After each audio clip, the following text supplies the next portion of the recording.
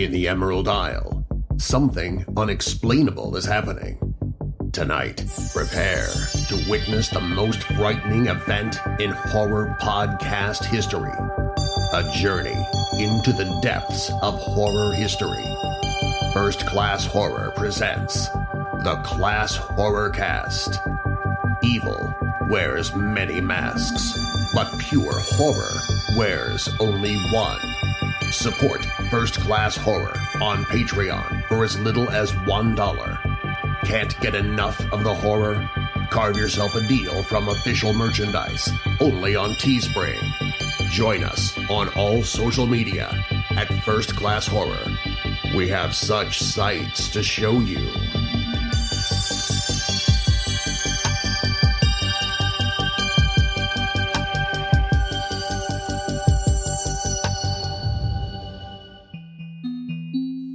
Paddy Murphy is a filmmaker based in the west of Ireland. Since 2015, Murphy has created over a dozen short films and 3 feature films with his production company, Celtic Badger Media. His feature films, The Three Don'ts and The Perished, have had success on the festival circuit, with The Perished securing distribution in the US through the Horror Collective. In 2020, Murphy started a YouTube and Twitch gaming channel called Let's Survive Paddy Plays that has amassed a strong following in a short amount of time. Throughout our conversation, Paddy and myself talk about following your passion, horror movies, what scared him as a kid, the future, and much, much more. I hope you guys enjoyed this conversation as much as I did.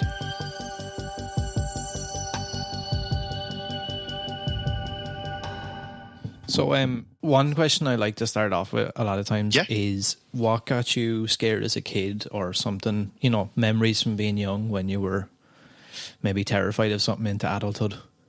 That's my easiest one. When I was 5 years old, I'll never forget it. I crept in behind the couch when my grandmother, my aunt, and my mother were watching Nightmare on Elm Street, and they didn't realize I crept in behind the couch, and I stayed there, watched the whole film, and then they were leaving, and they just heard this like, "Don't go," from behind the couch, and looked in behind the couch and spotted me, and they were like, "Oh God, how long have you been there?" I was like, "The whole movie." And so Nightmare on Elm Street has a very, very special place in my heart. It's like the first film that like really scared the life out of me. But I've always said that it also became the dragon that I chased, because like I've always wanted something to scare me that much again, and nothing I don't think ever really has. And then there was other stuff. I saw Child's Play when I was a kid, which was great. I remember my mother asking me, she was like, they were all talking about what they do to the doll. They were like, well, I'd burn it, I'd do this, I'd do that. And they were like, Paddy, what would you do? And I was like 7 years old. And I just said, apparently, I'd fuck it into the Shannon. My mother was like, Paddy. And she was like, but that's a good answer. It's true. Yeah. And then myself and my friend Barry Tracy, he was like my horror buddy. Like, I had other friends that we were kind of gamer nerds, and I had other friends that were into comic books, and then me and Barry Tracy, we were the horror nerds, and we would go to like our local video store with crudely written notes that we would pretend were from our parents to like rent horror movies. I love how that was a thing back then as well. It was literally just a note written in crayon, like, which is like actual madness, that you could bring down a sheet of paper going like, Paddy is allowed. Yeah, basically. And like, all right, it would literally say, Paddy is allowed to rent this movie, and I'd just go up and be like, yeah, my mom asked me to get like Halloween 4, and they're like, yeah, no problem. Man, it's so bizarre. And yeah, that was when I was around 9 years old that we were watching that stuff. And then when I was about 12, 13, I found Hellraiser, and that was maybe the first film since Nightmare that I grew like a deep attachment to. Mm-hmm. I don't know whether it was just because I was just starting to hit puberty and that film is so psychosexually charged or something, but it was maybe just like perfect place, perfect time. But yeah, that became like that is definitely like one of my all-time favorite films and one of my biggest influences, like Clive Barker in general. Because after I saw Hellraiser, I got obsessed with reading his books and, you know, following everything Clive Barker did. Yeah, I love all the like little intricate details and stuff and how in depth everything goes. Oh, absolutely. And like it's funny because like I had Nicholas Vince, who was in Hellraiser, on for a few of my shorts and stuff, and we spoke a bit about like, you know, him working with Clive and everything, and because they were obviously close mates when they started working together and stuff. But I told Nick, I was like, my favorite Clive Barker book is Cold Hard Canyon, and he was like, oh, he hates that book. I was really? like, yeah, apparently because he wrote it at a really dark time for him, and so like he has a lot of negative memories about it. Even and like I'm like, if I was given a choice tomorrow and they said you can adapt any Clive Barker material, I'd be like, Netflix series, Cold Hard Canyon, let's make it happen now. It's funny as well how somebody like that can, I don't want to use the term churn, but like can put out that much stuff. Oh, definitely. I mean, over he's their lifetime. Oh, absolutely. Because there was a period there where Clive was just banging him out. Like it's a little bit like Stephen King is still doing it, you know.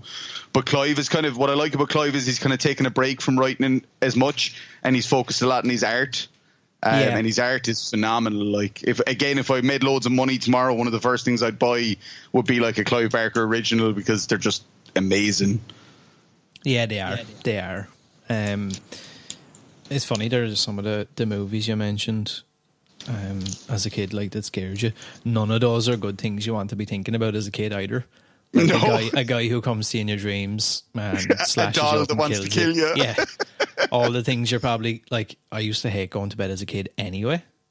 But then having the idea if I fell asleep I was going to be stabbed to death by some guy with knife I think fingers. I didn't sleep for about 2 weeks after I saw Nightmare on Elm Street. Like I think it really did a massive number on me. And then I remember around not long after that, maybe a year afterwards, my uncle was like one of the first people I knew who got Sky, and they were doing the 8 miniseries. And I remember, because I had seen Nightmare, my other cousins were like terrified of it when we watched it, and I was sitting there like, you can't actually be afraid of this, are you? It didn't affect me at all, because after going through Nightmare, it felt so tame by comparison. It's funny because I look back on some of that stuff now and I'm like, I try to put myself back in the mind frame. Yeah. Like I was afraid of Gremlins till I was like 17, 18. I will tell you that, like, for some reason, I watched Nightmare on Elm Street, and it, as I say, it messed me up. But then when I saw Gremlins, the reason that we had stairs that were like open, you know what I mean? Like each slat of the stairs was open. Yep. And I remember running up the stairs because I thought Gremlins were going to reach out and grab my legs. Yeah. I don't know why. I think it's in number 2. There's a scene where they put Gizmo in a drawer to keep him safe.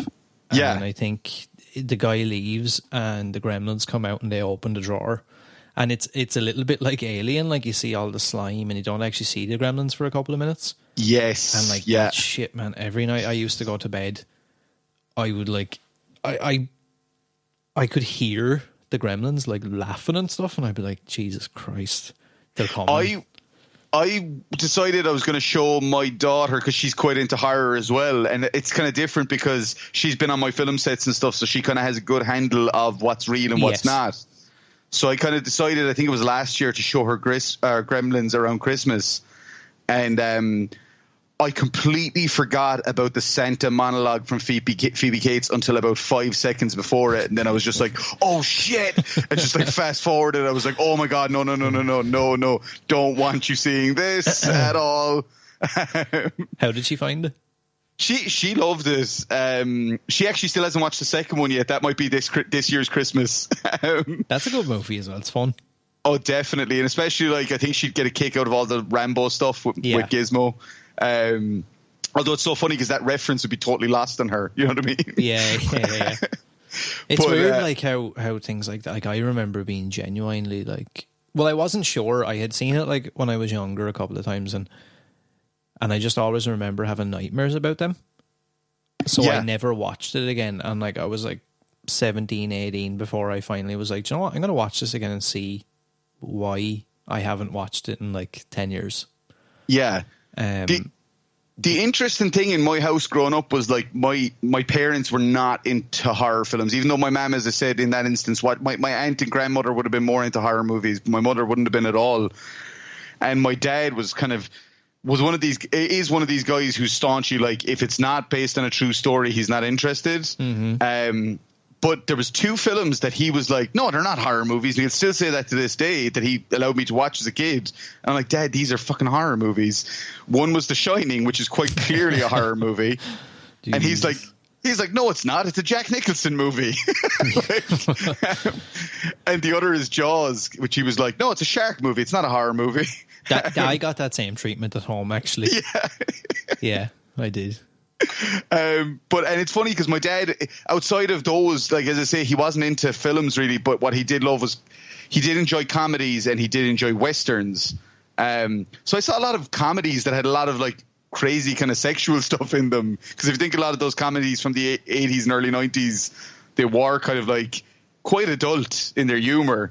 Like some of the big ones in our house would have been stuff like Planes, Trains and Automobiles and Dirty Rotten Scoundrels. And but then also he was big into westerns, so I remember watching like The Outlaw Josie Wales and my personal favorite western of all time, High Plains Drifter.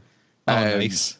Yeah, like I fucking love that movie. But it's so funny because again, you watch that movie, it's so violent and it's there's some fucking dark stuff going on in it. But it's got a very special place in my heart, to the degree that like one of the films that I've written that I'm kind of trying to get funded and stuff at the moment behind closed doors is an Irish western, and it very much takes influence from like probably High Plains Drifter. Nice one. Well, and that and Rio Bravo, but I say Rio Bravo, but it's actually Assault on Precinct 13, which is just an unofficial remake of Rio Bravo anyway. Mm-hmm. I'm sure Carpenter would be the first person to say that himself. Like, but yeah, it's I'd really hope to get moving on that film this year, but then obviously with everything that's happened, that got put to the wayside. It's funny there, just when you mentioned like movies from the 90s and stuff. I was rewatching. I have a 6-year-old son, and around Halloween he was that remake or whatever it is of the Addams Family. The animated one. Yeah.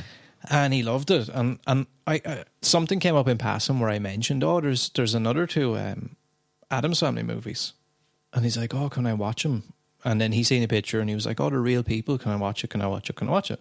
So we're like, yeah, okay, whatever. I kind of didn't really. I love Addams Family, yeah, and I have a lot of fond memories of it from years ago. Oh, same. But as we're watching it, I'm like, a lot of people might disagree with me and think I'm an awful parent, but I was kind of glad he is at the age where he doesn't really pick up on a lot of things, because I didn't realize how much stuff is in that movie where I was like, how is this movie a 90s kids movie? Could someone please explain that to me? It's actually so funny that you say this, because I have a 9-year-old and a 5-year-old, and I can tell you that I went through the exact same thing when the new Addams Family went on Netflix. We watched the cartoon one, and then Piper and Phoebe asked could they watch the other ones, and we watched them, and like that I was like, Jesus, this is a lot more risque than I kind of remember it being. Like even, and I think even more so probably in Addams Family Values, the second one. Yep. They had sure. My daughter started quoting that line. Like she started, our parents had sex. I'm like, oh God, Jesus. And like I remember, I'm sitting there with the little fella, and there's a scene after Fester gets married and they move into the mansion, and she tries to electrocute him in the jacuzzi or whatever, and he comes out, and like they're like on top of each other and stuff, and it's just. And then something happens, and it's just, I was like, oh God, I shouldn't. Why did I put this on?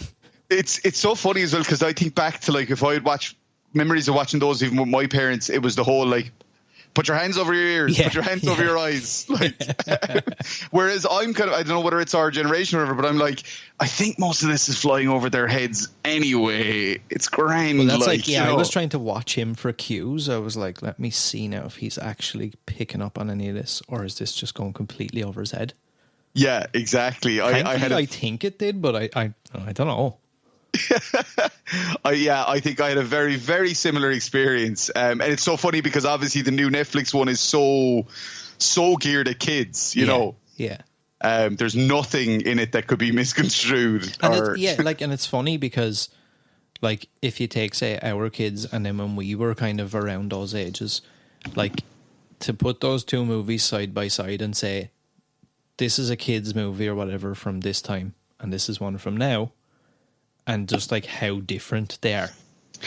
Like, it's weird because in a lot of ways, I've talked to a few people about this. I do think kids' movies are a little bit. I think there's still some phenomenal ones. I think Pixar are always the best. They respect kids. They don't kind of look at it and say, "Oh, they're children. They wouldn't get this kind of heavier theme," or And I think when we look back, as you say, at our generation, there was the Goonies and stuff that was it was dark. The Indiana Jones movies were dark, especially Temple of Doom, which is pretty much outright a horror movie. But I think a lot of kids' movies now are very like, oh, we don't want to do anything to upset the kids, and I think that there should still be a niche or a place for the darker kids movie. I think Stranger Things has kind of filled that gap for a lot of kids. Yeah, true. Because my 9-year-old is obsessed with Stranger Things. Like, she loves it and she's watched them all. And again, there's stuff in that is, a little above what she maybe should be watching. But at the same time, again, there's this kind of respect of like, but the kids in it are her age, and so effectively what they're kind of dealing with, she understands. From the kids' perspective, the adults kind of make no sense to her. It just kind of goes over. Yeah, and I think that's cool because, as I say, I haven't watched Onward yet, the new Pixar one. But even when I think of something like Inside Out is the best one I can think of, like that's just a great example of like a kids movie that respects kids enough to handle some pretty heavy stuff in a way that doesn't kind of dilute it down. Or even Finding Nemo. Like, I remember when I first watched Finding Nemo many years ago, and I was like, right into the start of it, it's like his mother dies, and I was like, Jesus Christ. Whoa, like we're like 5 minutes into this movie and like the mother's dead. What the heck? This is dark. And I think there's not a lot of filmmakers that are still willing to kind of do the kind of either kids in peril or kids dealing with heavy material. But when they do, they're still golden, like, because I do think that does help kids to kind of deal with those things when they do face them in their own lives. It's just like because I've had this conversation a couple of times recently just about the differences in, when I think back to things like Addams Family or Goonies or whatever, that I'll always kind of look at with those fond memories.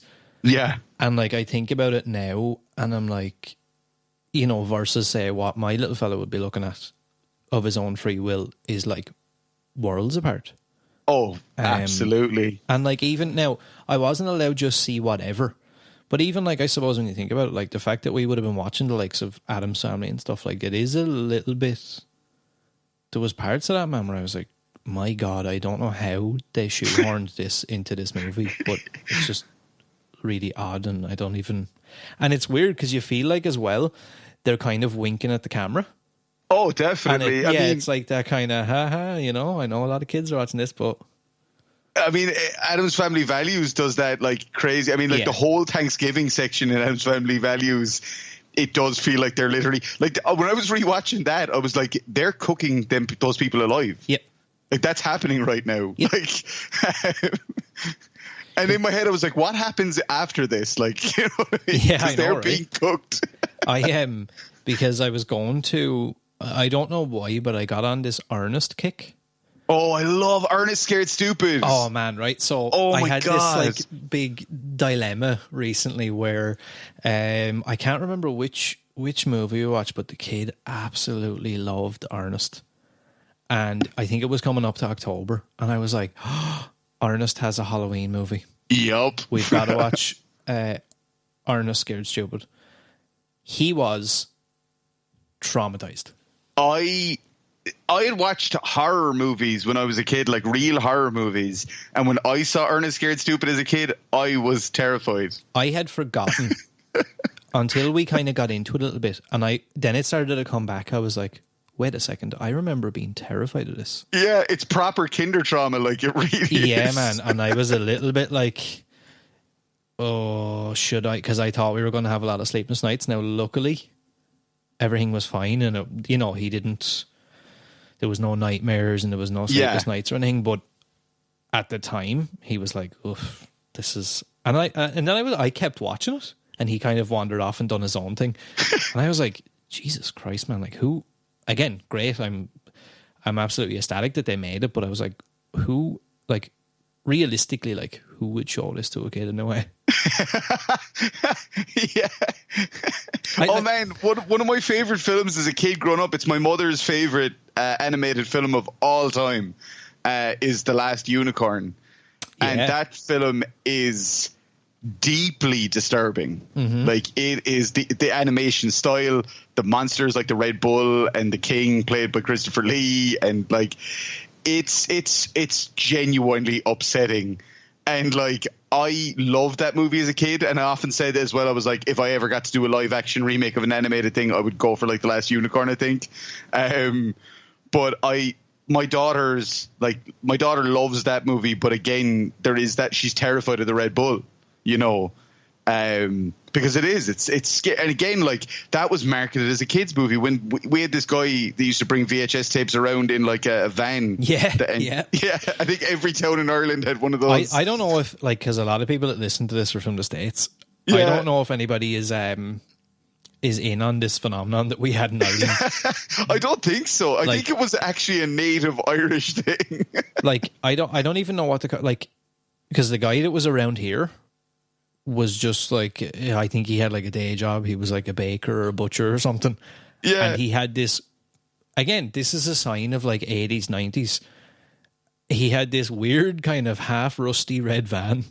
Yeah. With no signs or anything really. No. And it was just like, oh, and I think his name was actually Paddy, funny enough. I was like, oh, here's Paddy with the film van or with the tape van. And he would just pull up to the estate and open the back doors. And it just had like shelving units with tapes in them. And that's awesome. The guy in our place, he had like a book, and the book had like all the covers in them, and you just flick through the book and you'd like ask if that one was in or not. And so I remember, like The Last Unicorn had this gorgeous cover art, you know what I mean? It was beautiful. And I remember like, so I was like, I want this one because it looks really cool. And then my mother ended up watching it with me, and as I say, she wasn't big on films in general, but she fell in love with it. Like, and so I've always said like that I do want to get a Last Unicorn tattoo as a kind of, you know, a bond thing between me and my mum. But yeah, it's like, it's just great then that, as I say, my daughter now has that same love for the movie that I did with my mum, which is cool. That's super cool. Definitely. And we're creating new ones of those every day. Cause like, just as an example, last night at the time of recording of this, we watched the new cartoon saloon film Wolfwalkers.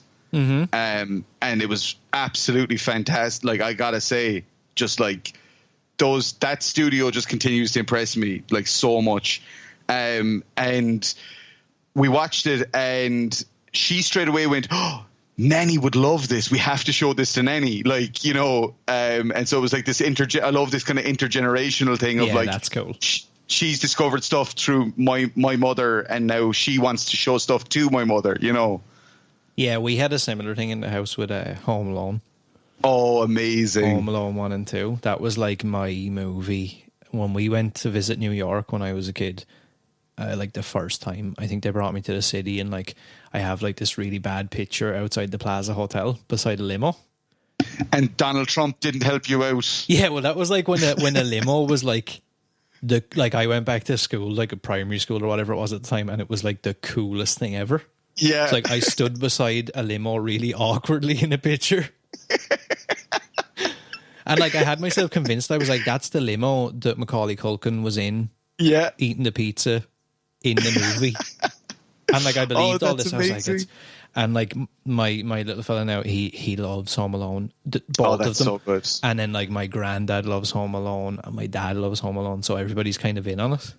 Oh, there's nothing better than that. That's when I think films really have that magic and that power, like that they can be something that everybody watches together. And and again, that kind of goes back to what I was saying, is that I feel like there's not a lot of, I mean, I think there's still fantastic movies being made, but I feel like there's less what you call kind of, you know, 4-quad movies, like, you know, that are for everyone in a family being made. It feels like it's either for kids or for adults, and it feels like there's less and less, with the exception, as I say, of a few studios.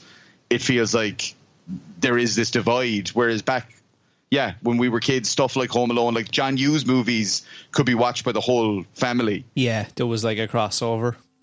even if they had kind of risque content, like I remember Uncle Buck was a huge one in our house. Like my brother, again, not hugely into film. Being honest, me and my sister are the only two in my family that really were into films, and when I was younger we didn't get along at all, but we came to realize over the years that the reason we didn't get along at all was because we were into so much of the same stuff. She kind of felt like I was stealing her identity, I suppose, growing up, because we were, she was into like Nirvana and grunge music, and then I started robbing her tapes and listening to them, and she's like, give me back my tapes. And and so now, but like now we're like best mates because we have all these shared interests that caused us to drive each other apart when we were younger. It's cool as well, especially like when I don't know, me personally, and I guess maybe every generation has this, but like I feel like when I think back to those times and I'm like, I don't know if we'll have or like if our kids will have as rich a, without us cultivating it ourselves. Yeah, I don't know if, like you said, like with movies and stuff, I don't know if it'll be as rich as it was maybe back then. I think the only reason I get away with a lot of stuff that I kind of am okay with showing Piper and stuff is because she's had the experience of being on a film set and understanding. Again, I think in most households now, it's hard. I mean, even here in like My Hero, I will probably talk about this a good bit on this podcast, but like My Hero is Joe Lynch, and like he talks about his son and how his son is terrified of like all the movies we talked about, Gremlins, and Joe's like, I'm a horror filmmaker, like he's not supposed to be like afraid of this stuff, but he's like, but he is, and I can't change that. And I'm like, but again, I think he hasn't been brought up on a set and seen how it gets made, and I think if kids are, which is a very rare thing, if they just get to see, oh, this is fake blood, it's made with chocolate and red food coloring, and they're like, oh, and then when they see blood and Stranger Things, they're like, oh, that's just chocolate and food coloring. Yeah, they can draw the lines. A great example of that was when Piper was about 6. Me and Kathy, my wife, were watching The Walking Dead, and she just walked into the room, and we were like fumbling for the remote trying to pause it because it was like really gory, and we're like, oh shit, and next thing, like, she looks at the screen and just looks back at us and goes, Becky does better makeup than that. And we're like, okay, I guess like she's not fazed by this. Yeah. But what's interesting is the films that she gravitated towards. She was like, I want to watch scary movies, and this was when she was about 6 or 7. And I was like, she was like, I love scary stuff. I want to watch scary movies. And I was still like, it's so bizarre because I was still like, oh, gory stuff is off limits. And I'm like, you're such a hypocrite, man. Like when you were a kid, that's all you watched was like splat stick stuff. And but I was like, no gore. So I decided, I was like, I'll show her Paranormal Activity because there's nothing really bad in that. And then I was like, thinking about it, I'm like, it's so much worse because Paranormal Activity is all about what you don't see, which is a million times scarier. And I was like, this was a terrible idea on my part. And that was the first film where there was a like, where it was like you said about your little film, be worried about sleepless nights, where there was a like, there's something in my room, kind of thing. I was like, oh no, what have I done? I'm a terrible parent. It's funny, like on the topic of Paranormal Activity, I don't know why. It's funny that I turned out to be such a huge horror guy, because as a kid, like I would a lot of times it was my granddad who would have was how I was kind of exposed to movies and whatever. And I would try and like convince him to let me sit in and watch some of the stuff. Now I'd be absolutely terrified, but like I was like super scared as a kid, and like over time I like developed this weird like thing with going to sleep and the dark. Yeah. And like even to like when I think about it now, like even talking about it now, I kind of get a little bit anxious. Yeah, a little bit anxious, and I kind of feel it again. I'm like, Jesus, man, that was grim. And like I can't imagine like seeing something like, say, like Paranormal Activity or whatever. Like I'd probably still be locked up.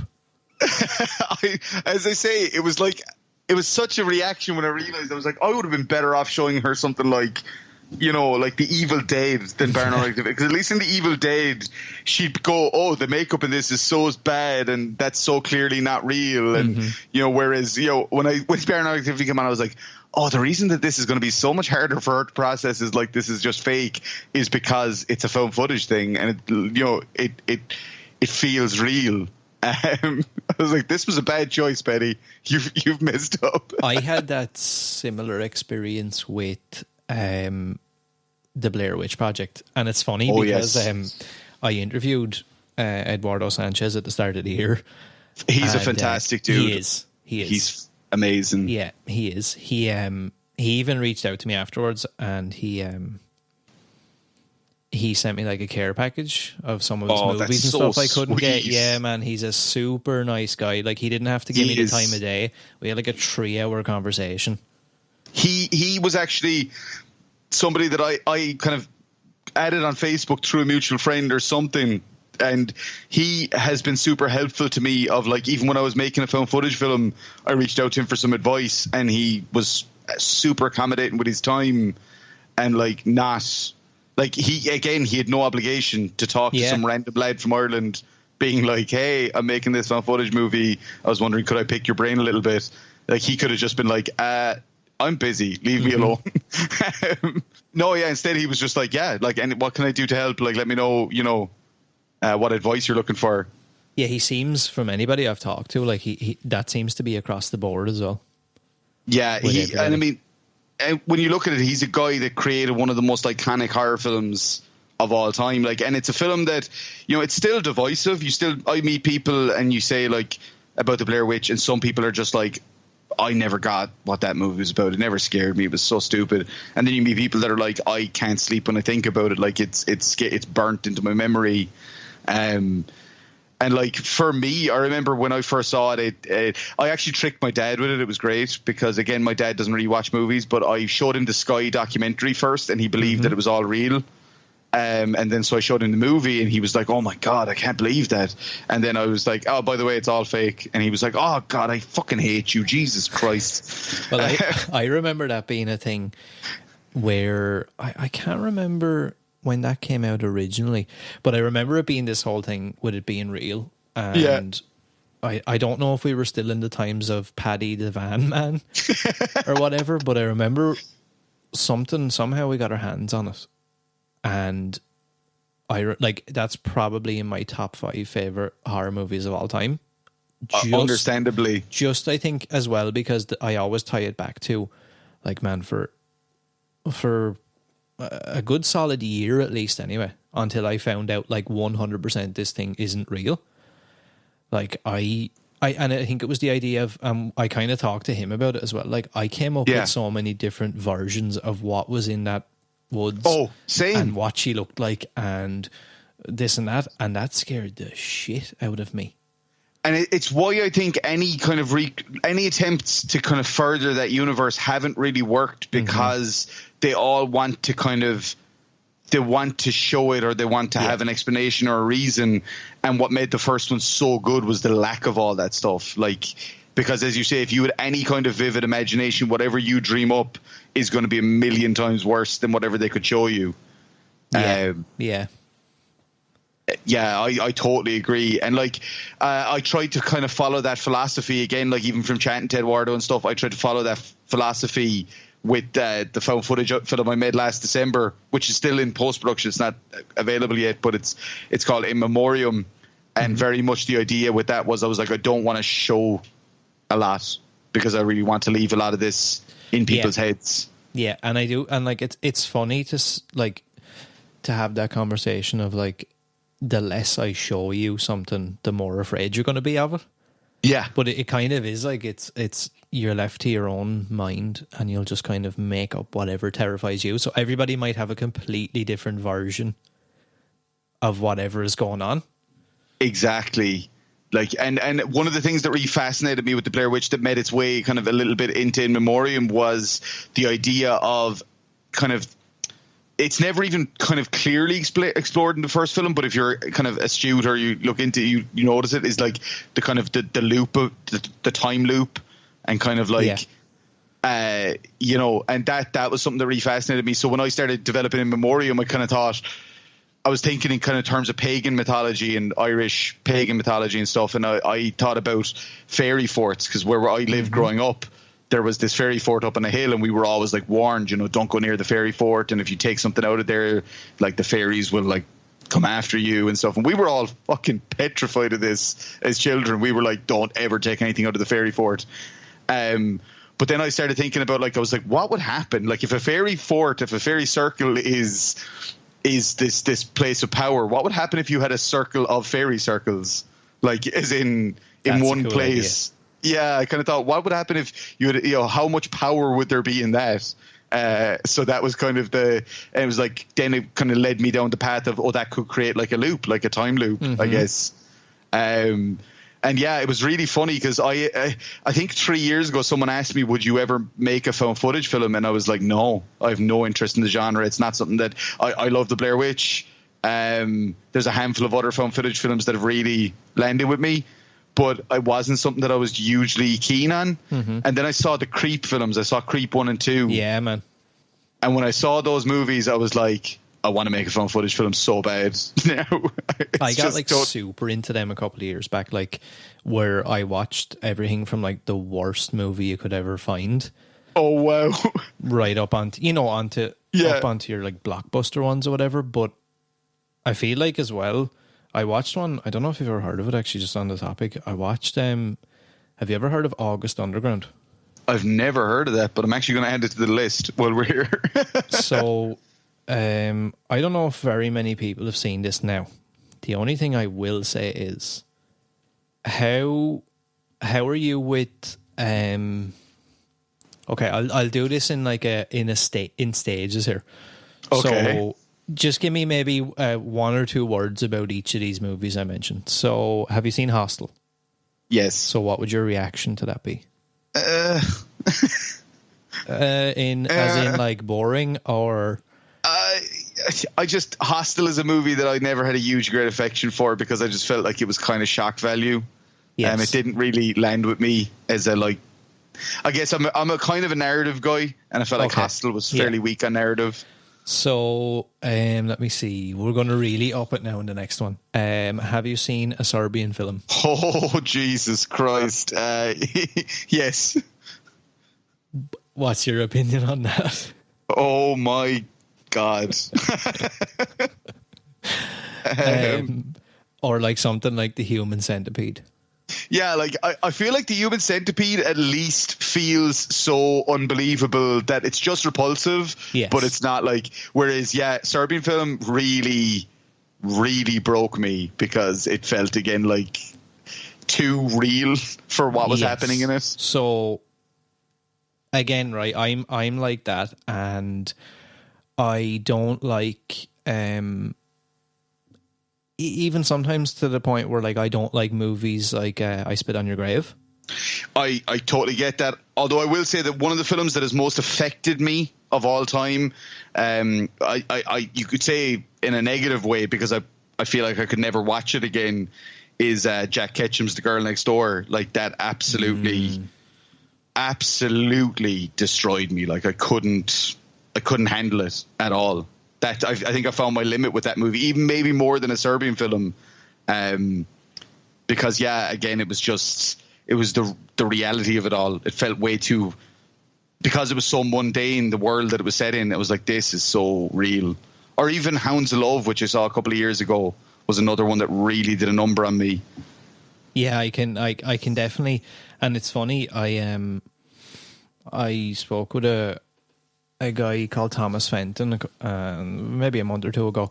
He was one of the writers on Saw 4 and I Spit on Your Grave 2, like the remakey ones. Yes, yeah. And super cool guy, but we got into a conversation something similar about movies like that, and he was saying like, well, that's kind of the reaction like they wanted me to get, was the like, I've seen it but like it's just not for me. And like I'm not a I remember seeing Last House on the Left when I was like way too young, man. The original Craven, Man. And like I think the fact that it was the way it's shot and stuff as well. Like, that used to make me feel... I didn't even really understand what was going on that much, but I also knew that it was like something that made me feel sick. Yeah. At the same time. I still kind of get that with Last House on the Left, so I totally understand. But like this August Underground, I watched it just because I've heard so much about it. Right. You know, it's one of these like, oh, you know, you can't get it. There's actually a trilogy of them. And so you have August Underground, then there's August Underground Penance, and I don't know what the other one is. But like the Blu-rays and stuff are gone out of print. Like, I see guys spending like $100 on each DVD. Jesus Christ! And basically, it's like this weird like home video snuff kind of thing. Oh, right. And it's two serial killers, and they like it's basically their like murdering rampage. Okay, so I've seen some. I think one of Haneke's early films was kind of like that. Like before Funny Games, he did one that was like a serial killer documenting what he was doing. I can't remember the name of it right now, but I feel like I saw one, like when I was looking through Haneke's back catalogue, I saw his first movie was kind of like that. And then the thing that Haneke does really kind of well, but also kind of it's what makes his stuff so weird and sick, is that he puts a lot of humor into it. And the humor feels really weird because what you're seeing shouldn't be funny at all. Yeah, so like I kind of know the type of film you're maybe talking about. Yeah, like I don't or even know Man Bites Dog, even Man Bites Dog to some extent. Yeah. I don't know if I'd recommend it. I just wanted to bring it up just because I think sometimes people do like hear, like when I heard about it, I was listening to another podcast and they mentioned it, and like the guy is like a big horror fan, and he was like, oh man, I found it hard to sit through. And straight away I was like, well, I need to see it then. So that was me with the Serbian film. I kept having people tell me, oh, I couldn't sit through it, I couldn't stomach it. And I was like, well, challenge accepted. The gauntlet has been laid down. I got to watch this movie now. And I regret it. I regret it to this day. Yeah, that's a grim one. And this kind of felt like that for me as well. Like I was just looking up some of the reviews, and it has like only the very hardest viewers need to apply to this movie. It's the closest thing to a genuine snuff you will ever see. Wow. This movie, this is not a movie that most people will be able to handle. It'll take a very strong stomach and a numbed mind, for this is truly one of the most extreme and violent pieces to ever make it to video. Okay, well, now that you've done that, now I know I have to watch it. See, that's how I felt. To the point where I actually reached out to the guy who wrote and directed it. Oh, no way. Trying to find out where I can get the other two. I will say that another film like that had a similar effect on me to what you're kind of saying. I mean, it's become kind of a cult classic now, but like I remember my first time ever seeing Henry Portrait of a Serial Killer. Yeah. Was in like I think I was working in an Extravision. It was like 2006, 2007, and someone that came in we were chatting about films and stuff, and they were like, "Oh, have you ever seen Henry Portrait of a Serial Killer?" I was like, "No." And when I watched it, I remember just feeling like sick to my stomach. I was like, Jesus Christ, because like, I mean, Rooker's performance in it is incredible, but apparently he was hard to be around on the set of that film because he was in character all the time, and people were actually afraid of him. And stuff, and it shows like, because when you watch the film, there is that blurring of like, is this dude actually a psychopath or is this just a movie? And yeah, like I think again, it's right. Funny thing is, I wouldn't say I'm against exploitation cinema, because I think exploitation cinema is super important at kind of making us face the darkest. And I'll always find exploitation cinema a million times harder than any schlockfest horror film that I could watch, because like, yeah, exploitation cinema is the stuff that makes you know that this stuff actually happens in reality, whereas Jason coming back and murdering everyone at Camp Crystal Lake, you can kind of put that into your like, oh well, this is complete fiction, or Freddy or whatever. But yeah, it's when you see stuff like as I said, Last House on the Left, or The Girl Next Door, or The Woman, like these are things where you're like, oh fuck, this type of stuff really happens. Like, this is not in the realm of fantasy. Yeah, and it has I wouldn't say it has a draw for me, but like like yourself, like sometimes when someone, or if multiple people tell me, oh, Jesus, you're not going to be able for it, it will just draw me to it, but I don't enjoy it. Exactly. It's funny because, yeah, it is. That was exactly the situation. I remember Hounds of Love played at Fright Fest a couple of years ago, and I didn't want to go see it because I read the synopsis and I was like, nope, going to avoid that one.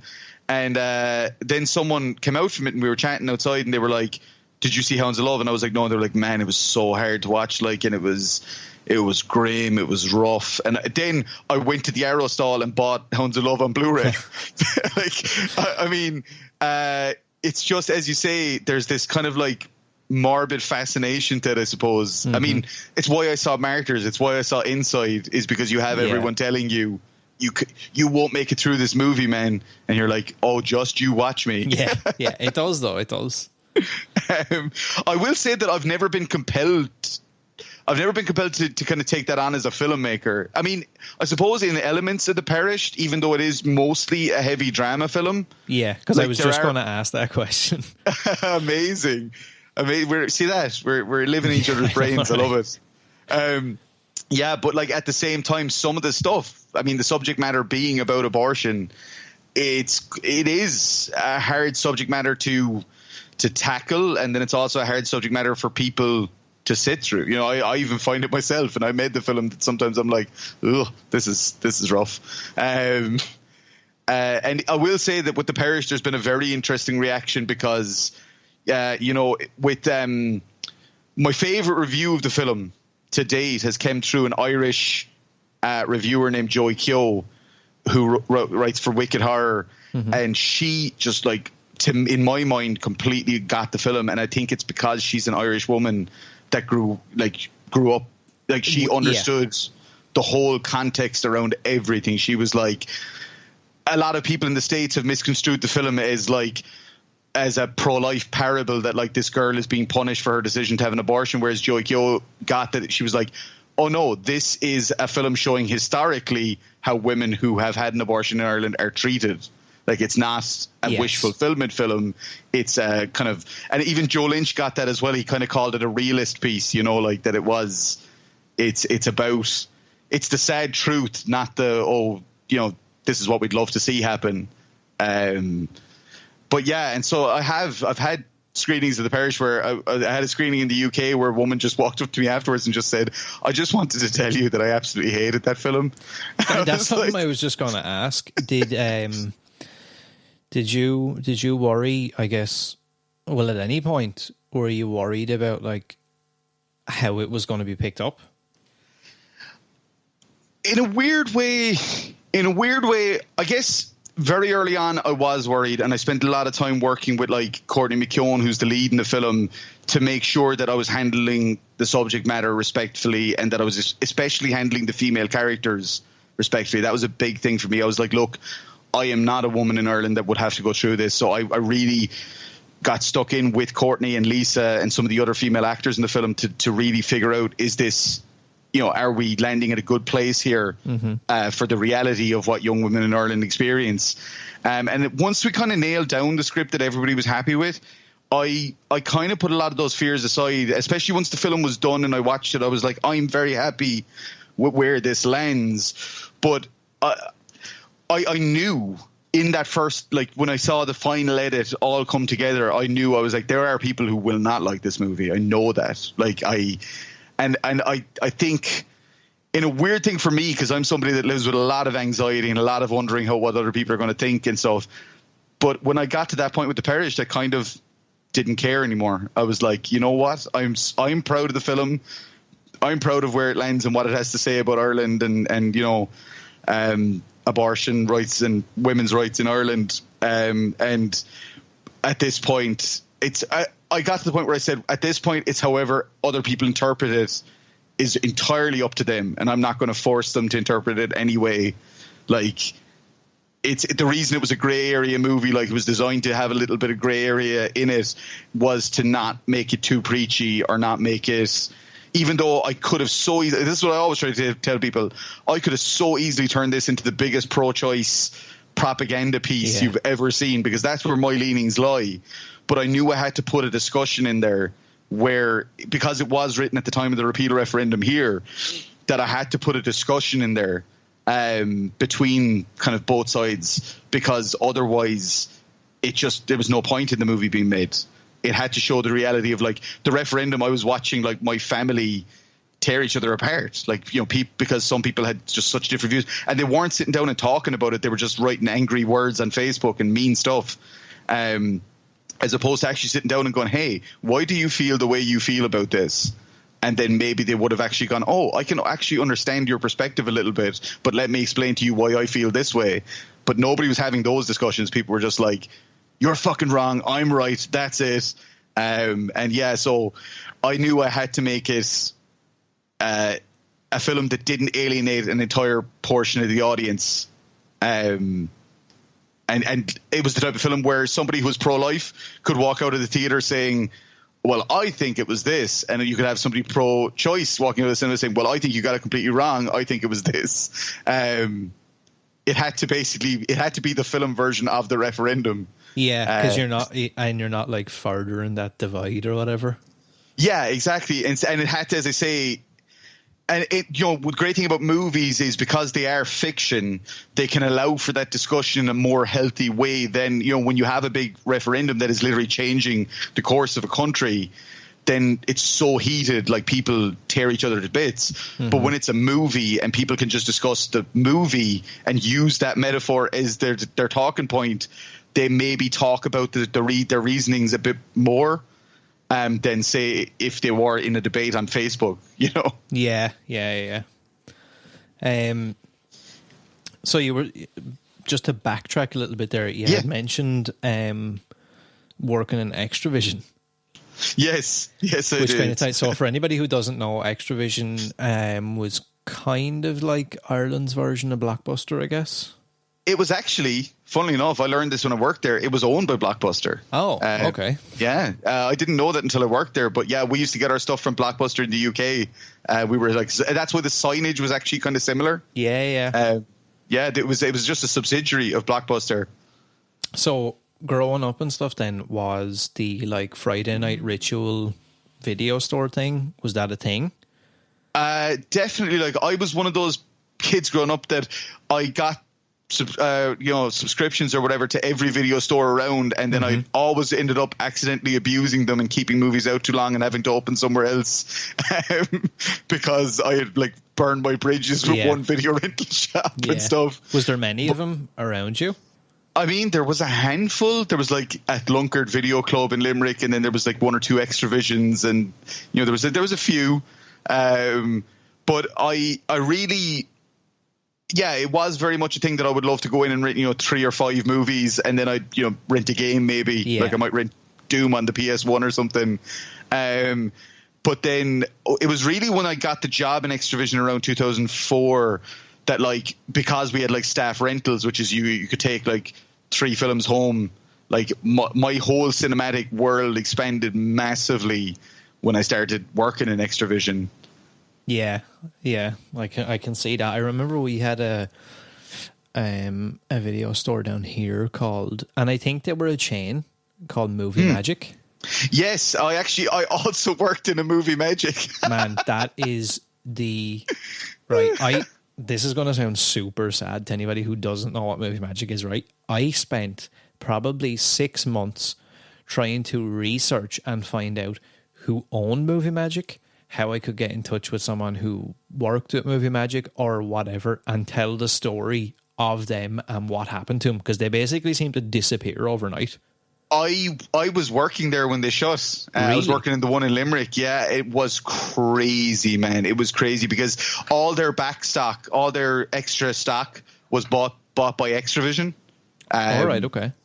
I remember having to box stuff back up and put it into the back room to be sent away. And I remember, I'm proud. Is there statute of limitations on stuff? My manager, I won't name him, but my manager at the time was like, "Look, all this stuff is being like sent back. No one really cares." Yeah, he was like, "No one really cares. If there's any stuff you want, like within reason, like you can take it away." And I remember he came back in, I think like 2 days before we were fully finished up, and I had like 2 big brown boxes full of like all the whole Tartan Asia section like was in one of those boxes, and he was like, I don't want to see it. It's not there. It doesn't exist. But yeah, it was crazy. It literally, we got the notice, I think, a week before. Like, literally, we were there, and like our manager just walked in and was like, "Yeah, we're shutting down next week, so start boxing stuff up." It was like, what? Like, that came out of nowhere.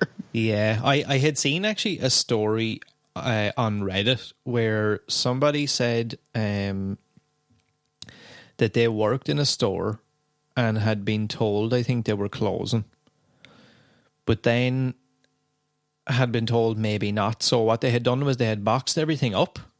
Then they had gotten word that they had spoke too soon and they weren't closing yet. It wasn't time to pull the trigger. Okay. And that they had to put all the stuff back on the shelves. Wow. So they done the entire shop back out again, and then they got a phone call to say, no, sorry, actually, we are closing, but we're not closing for 2 weeks. So what we want you to do is lock the front door, turn on all the lights, the TVs, everything, have everything out on the floor, and go in behind the counter as if you're doing stuff for 2 weeks. Oh, that absolutely did happen. Oh my God, you've literally, it's like PTSD or something. You've awakened. I remember us being locked, but being inside the shop, me and my mate Colum, who was another staff member there, and we were just messing for 2 weeks, man. We had a Steven Seagal cutout for one of his movies, and we were throwing knives at it. I'm not even joking. I can't believe I totally forgot that. Yeah, that legitimately happened. That's so weird, man. I think I legit blocked that out. And I remember with Movie Magic when it first came around. I remember being obsessed with that place. I don't know why. I don't know what it was, but like, even when I think back to it now, like I went to try and find like pictures and stuff of it, but there's like like one page that has a screenshot of the homepage of the website. But somebody in recent times has bought the domain moviemagic.ie for some reason. I don't know why. Someone actually still owns that. They're bringing it back. But yeah, I suppose it's like that. Like when I see like the blockbusters and stuff in the States, it just kind of reminds me of that. Like, and I remember going into Extravision and this and that, and it just felt so cool. It was like an event, like an experience. It absolutely was. I definitely think that the death of the video store has been a really rough one. Like I understand that they could not exist with the way the world is right now. Like as if they did, after everything that's happening right now in the world, they wouldn't exist anymore anyway. But I do miss they're going on Netflix or Shudder and going through the list of what's out is just not the same. There's no way. It's such an incomparable experience. It's like drinking cans on Zoom with your friends instead of going to a pub. You know what I mean? Yeah. It's not the same. Like the feeling of going in and looking at the shelves and like basing it off of like a random cover and just being like, what the hell is this thing? That's another thing, man. Like I have so many, and I think that's why I love movie artwork and stuff. And like I had went on a kick a while ago, about a year ago, of going around to all the charity shops and buying all the old videotapes. Yeah. Literally, I didn't even really, and like some people would kill me over that, I didn't actually even care about the tape. I just wanted the box and the artwork. I was like, I don't care. I remember picking up, I think was it Toolbox Murders or something like that? Oh, the remake. Years ago in Extravision, and I think it might have been on DVD at the time or whatever. But that was a big Extravision exclusive. I remember that it actually. Had this fucking yellow sticker.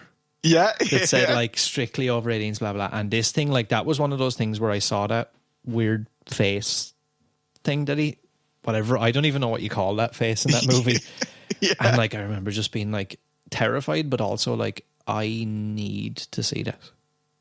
Well, it's funny because one of the amount of films that I would never have seen if it wasn't just for some random box art that made me curious. Like one that springs to mind straight away is My Little Lie. I would never have watched My Little Lie. I would never have known what My Little Lie was. I just remember the box art and being like, ooh, this looks interesting. You know, I'm going to check this out. Or even Wes Craven's Red Eye. We got that in Extravision, and it was again like some Extravision exclusive thing, and so there was like a whole wall of it, and it did not rent. Nobody rented it, but I was just fascinated because I didn't even know when it came out that it was a Wes Craven thing. And I think one day I was just working in stocking shelves or something. And I picked it up and I was like, oh shit, this is a Wes Craven movie. I got to watch this. And I actually loved that movie. Oh, it's a great movie. I think that's a massively underrated Wes Craven movie. I love that movie. Hugely. Cillian Murphy and it's Rachel McAdams, is it? Yeah. Yep. Yeah, they're both brilliant in it, and it's such a great, tense little movie. What a great setting and stuff. I think that, because when people talk about kind of Wes Craven in the 2000s, they always jump straight to Cursed and are like, oh, he did Cursed and that was a flop. And I'm like, but nobody talks about Red Eye, which was also a flop. But nobody talks about it, and it was really good. But like I say, it didn't rent. I saw that. It's funny because having worked in retail stores, I learned a lot about that the stuff that I like doesn't necessarily. I look at it and I remember it super fondly, but it doesn't mean it was popular because I also worked in GameStops for a long time. Funny you mentioned that. Okay. I worked in GameStops for a long time, and I remember when Resident Evil Outbreak came out, we got 3 copies of it in. I bought one. I was obsessed with it, loved it. But we couldn't even sell the other 2 copies. Nobody else even bought them. And when people now were like, why won't they remake Outbreak? I'm like, lads, you don't understand. That was a gigantic flop. We couldn't sell it. So of course Capcom are going to be scared to they're going to look at that and say, oh, this did shit numbers when we released it. So why would we re-release it? They're going to go for Resident Evil 2 and 3 because they're the ones that made loads of money. Yeah. And it makes sense from a business perspective. But I think people don't see that. They see Outbreak now as this cult classic, and they're like, why don't they just redo it? And I do think that, working in retail definitely gave me more of an understanding of separating the what I like from what's actually successful. Yeah, and the only thing I guess that's kind of good now is you have there is these other companies kind of trying to step in to fill that void a little bit. I don't think they'll ever get it back the way it was, but even and again, a lot of people reckon these are awful movies, but the I Still Know What You Did Last Summer, or I Know What You Did Last Summer, and I Still Know What You Did, and then I can't remember Urban Legends. What's the last one? I'll always know what you did last summer. I never saw that one. I saw the first 2. Neither have I, but I love the first 2, but I don't know why. I love the second one more for some reason. Oh, and even though it's awful and Jack Black is playing some weird Jamaican with dreadlocks and stuff. We need to get you on. There's another podcast that I listen to that's about defending bad movies, and we need to get you on to talk about. Yeah, I have hundreds of hours of content for that then, because every movie I like is considered awful.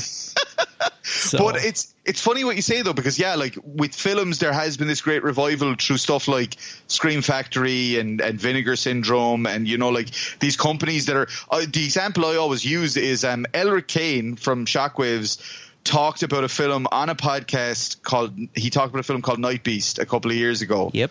And nobody had seen Night Beast. It was from 1982. It had been made for $25,000 in some dude's backyard, and it was never heard of. And then Elric spoke about it. Vinegar Syndrome did a re-release, or they might have done it beforehand, which is why he spoke about it, but I just remembered the kind of being around the same time. Mm-hmm. And then now I go to I've been at festivals where I see people wearing Night Beast t-shirts, and I'm like, holy shit, what, once it gets reawakened in the public zeitgeist, that's the way I even look at stuff like The Perished. I go okay, it might not be setting the world on fire now, but maybe in 20 years' time it'll be the little Irish abortion movie that could. As to say, I try to treat any film I make like that I'm like, okay, obviously not everything you make is going to be a cult success down the line or whatever, but you just never know what can be. Definitely. And it's even gotten to the point now where there's movies re-releasing on videotape and or new releases that are coming out. Scare Package is a great example of that got released on videotape, and I don't have a video player, and I was like, I want a VHS of Scare Package because it just feels right. And that's the thing, because you're kind of getting I do think there's probably a cult following out there of guys who have the player and stuff. Definitely. And they'll watch it that way and they like it that way. But then you've also got probably someone like me who at some point I probably will pick one up, but I'll have it now anyway because it'll look cool on the shelf and I want it, and that's it. Oh, definitely. Like I saw that when I was in Kansas City. I saw that like one of the guys that I met over there, I went to his gaff and we were like, he showed me like his collection and there was like loads of VHS tapes, and he was like, but he, like you say, he was the type of person who he actually had the player and was like, oh no, like vinyl. It's like vinyl. Yeah. You know, it's all cyclical. I was in a record shop yesterday and they told me that like, well, it was actually a music shop, like a instrument shop, but I noticed that they had like a huge amount of vinyl now. And he was like, vinyl is like 75% of our business now. And I was like, that is insane. Like when you think of it was a medium that was dead about 8 or 10 years ago. And now it's that big again. Like, and I could see that potentially happening with VHS again as well. It's just for the aesthetic of it, like people liking the scan lines, liking, you know, the analog feel of it all, because everything's gone so digital. 100%, man. Like I'm even just looking here, like I have a handful of vinyls. Like some of the ones that Waxworks had put out and stuff, like the My Bloody Valentine. And, oh, nice. And they're gorgeous. Like that's the thing. Like it's it's as much about the aesthetic of it as it is about the actual content. Like 100%. Because did they do a Friday the 13th one with the blood, like where when you lifted up the vinyl, it was like like I wanted one of those and the Hellraiser one because the Mondo artwork on it was so good. I was like, I just want the artwork, man, is like I have Trick or Treat, I have Hocus Pocus, Friday Part 5. And then I think my favorite one, and it's funny because it's not horror, is Batman Returns. Oh, wow. Oh, man. That, I don't know why, right? But listening to that the soundtrack for that movie, like, has that feeling I get, like, when I think about, you know, going into Extravision or somewhere. When I hear that. Yeah.